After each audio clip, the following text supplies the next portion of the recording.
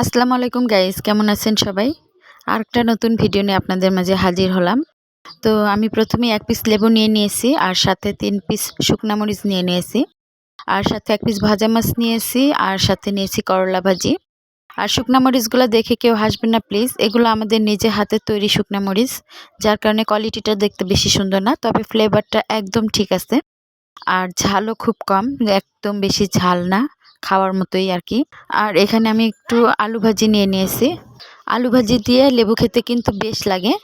আমি কিন্তু সব কিছুতেই লেবু ইউজ করি না। যেই খাবারে লেবু আমার খুবই প্রয়োজন, আমি সেই খাবারে লেবু খাই। আর আমি যেই খাবারে লেবু পছন্দ করি না, সেই খাবারে লেবু খাইও না।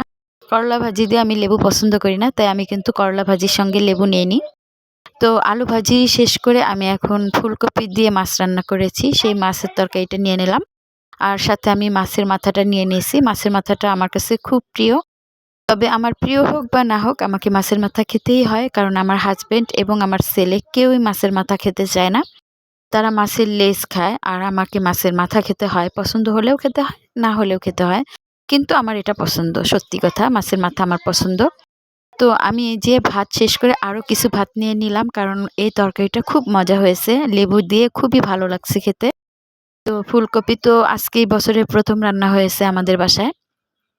আর ফুলকপি দিয়ে মাছ রান্নাটা আসলে সত্যি অসাধারণ হয়েছে।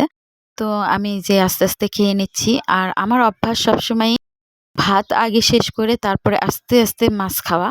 তো তাই আমি এখন করছি, ভাত শেষ করে আমি এই যে এখন আস্তে, আস্তে মাছ খেয়ে নিচ্ছি। আর ভিডিওটাও এখানে শেষ করলাম। আল্লাহ হাফেজ।